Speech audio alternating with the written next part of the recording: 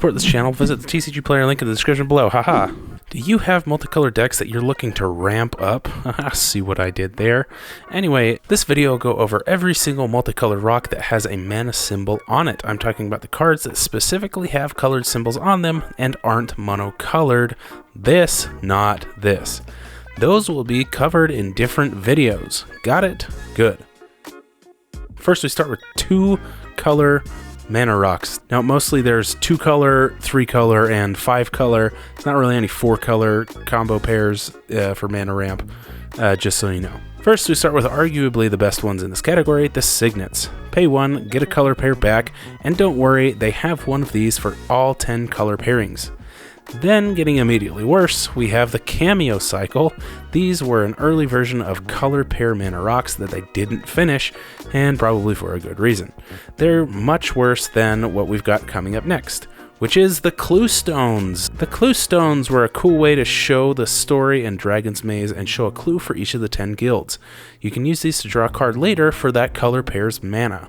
The same goes for the newer Lockets from Ravnica, which are the same as the Clue Stones, but now you pay 4 mana of any of that color pairing for 2 cards. Kind of a neat way to call back the old ones while making them slightly different. And again, the Lockets and Clue Stones are strictly better than the even older Cameos because they have a built-in secondary function, making them useful on more than one account. Upping the game here, we have the Talismans. They finally finished the cycle after many years, and everyone couldn't be more happy.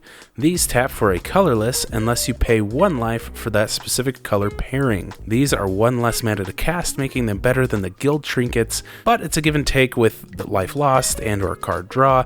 Run these to keep up with the arcane signets out there, and you know, for funsies. Heading back to Ravnica now, bringing us key runes. Again, 10 of these for each and every color pair or each guild. These have the added benefit of turning into a creature if you pay the mana specified of that color pairing.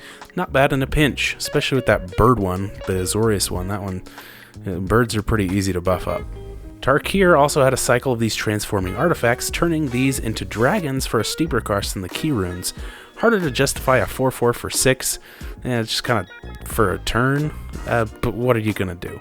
This cycle hasn't been completed either, only giving us the Gruul, Selesnya, Rakdos, Azorius, and Dimir color pairings. Who knows if it'll ever be finished, honestly. Now onto some obscure ones. The Border Posts are simple mana rocks that gave an alternate casting cost. By paying 1 generic mana and returning a land to your hand, you could cast one of these. I think it's a really cool way to bring out some sort of mana rock. Plus, it doesn't specify which land you have to return, so you could use the land, then return it to your hand, and then play the land again. And although the Border Posts enter tapped, I think they're a neat way to ramp yourself. Oh yeah, and this cycle isn't finished either. You'll only have access to Gruul, Selesnya, Rakdos, Azorius, and Dimir. Wait, just like the monuments? Oh, okay, I'm seeing a pattern here, wizards. Okay, well, now we've got eggs. And let me preface this with the egg cycle isn't for everyone. Basically, at the end of the day, you pay 3 generic mana to add a color combo to your mana pool and draw a card. You do it once and it's gone. Unless your deck is built around that sort of thing, but anyway. Much less efficient mana ramp than some others. Oh, and did I mention they only come in Gruul, Selesnya, Rakdos, Azorius, and Dimir? Seriously, wizards, I kind of see which color pairings you really prefer to ramp. Moving on to 3-color combos. I don't know if all the color wedges have been completed as a whole, but there are a bunch of these in different sets that might make up for it, but yeah, I'm not sure. The first ones to do this were the Obelisks, basically the cameos of the wedges. Probably don't run these unless you're going for flavor. The next set were from Khans of Tarkir, and they did the same things as the Clue Stones, paying 1 of each of the colors to draw a card. I like these, and I even like the Sultai Banner for flavor in my Sidisi deck, and the deck link is right here if you haven't seen that video. Sure, they're more expensive to cast, and you only do 3 colors, but I like them nonetheless. Honestly, Darksteel Ingot is better, because it taps for any color and it's indestructible, but, you know, whatever. I like them. The next set of these wedge things were the crystals from Aquaria, and they have the same kind of mechanic as the whole set. and that is cycling. Now, instead of straight drawing a card after sacrificing it, you can just cycle it away to draw a card anyway, and at a cheaper cost too. Are they better or worse than the banners? That's up for debate, but at the end of the day, it all comes down to how you want to play your own deck. Honestly, now thinking about it, two mana for a card instead of 3 mana for, yeah, the crystals are definitely better. There's one more outlier in the wedge section, and that's Visage of Bolas. It's the only rock like that from Amonkhet, and one from a Planeswalker deck for that matter. This replaces those creatures from the decks that search up the foil Planeswalker from the front. Visage of Bolas searches up that particular Nicol Bolas when it enters, and now it helps you cast Nicol Bolas. I think it's kind of neat, and lots of flavor there.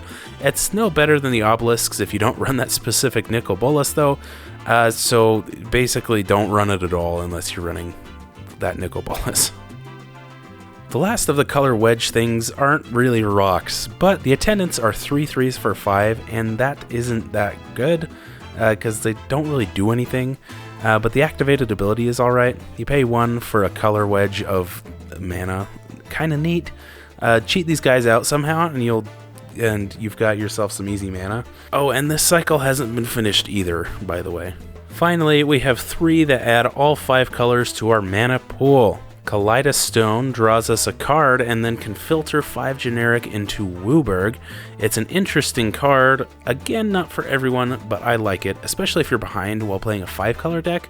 Like if you only have 2 forests, a mountain, and a soul ring, then you can pull ahead a bit and cast like a Maelstrom something with Maelstrom in it. I can't think of it off the top of my head, but you're seeing it on screen, because future Nathaniel will have that. Composite Golem is similar to the attendants. It's okay, I'm dying. Similar to the attendants, but you don't have to pay for the activated ability to add Wooburg. Again, unless you can cheat this out, probably not worth 6 mana for a generic 4/4. This is kind of outside the scope of this video, but I added it anyway. Ramos Dragon Engine is the best 5-color mana-making commander out there, and lets you trade only 5 +1/+1 counters for 10 mana, 2 of each color. You can use it only once per turn, but hey, you don't have to sacrifice it, and it adds counters to itself when you cast spells. Ramos is so good. Where's Ramos's attendant? I want that. How about a 3/3 for 4, where you pay 1 generic mana and sack it for Wooburg? I think that's already a much better attendant than those old dragon ones. Come on, what do you think? Or is that too strong? I don't know. Maybe leave it at 5. You get what I'm saying. well, what do you think? Be sure to tell me in the comments below and let me know what you thought of this video. Did I miss any multicolored rocks that tap for specific color combos? Are there more you'd like to see from Wizards of the Coast? Do you like bath salts? Thank you so much for watching. Be sure to like, subscribe, and ring that bell button so you don't miss your weekly dose of magic.